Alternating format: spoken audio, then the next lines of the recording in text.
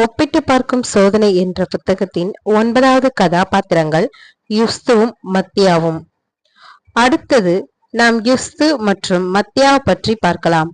யூதாஸ் காரியோத் தனது அப்போஸ்தலன் ஆக்கப்பட்டதை இழந்தபோது 11 அப்போஸ்தலரும் அந்த ஸ்தானத்தில் வேறொரு நபரை ஏற்படுத்தி வைக்க நினைத்து அவர்கள் யுஸ்து மற்றும் மத்தியா என இருவருக்கிடையே சீட்டு போட்டு இறுதியில் மத்தியா 12 அப்போஸ்தலரில் ஒருவராக தேர்ந்தெடுக்கப்பட்டார் என்பது நமக்கு தெரியும். அது அவ்வாறு இருந்திருக்க கூடாது. கர்த்தரை தமது சொந்த 12 பேரையும் பிற்பாடு பவுலையும் தேர்ந்தெடுத்தார். ஆனால் இங்கேயும் ஒரு ஒப்பிட்டு பார்க்கும் சோதனை இருந்திருக்க வாய்ப்புள்ளது என்ற எண்ணம் தோன்றுகிறது.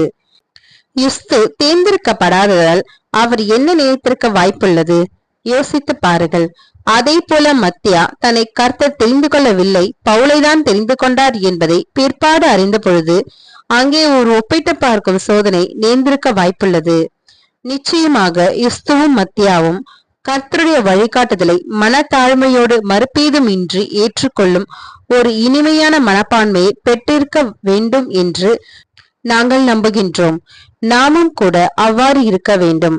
நாம் சபையில் தேர்ந்தெடுக்கப்பட்ட ஊழியக்காரராக இல்லாமல் அதற்கு பதிலாக நம்முடைய சகோதரரில் ஒருவர் தேர்ந்தெடுக்கப்பட்டால் நம்மால் மனத்தாழ்மையோடு அதனை மறுபேதும் இன்றி ஏற்றுக்கொள்ள முடிகிறதா? சிந்தித்து பார்க்கலாம். ஒருவேளை நாம் உடன் ஊழியக்காரராக இருந்தாலும் கூட மற்றவர்களை விட அதிக முக்கியத்துவம் வாய்ந்த ஊழியம் மற்றும் வாய்ப்பு உள்ளவர்கள் யாராவது இருக்கிறார்களா? அங்கேயும் ஒப்பிட்டு பார்க்கும் சோதனை வரும்.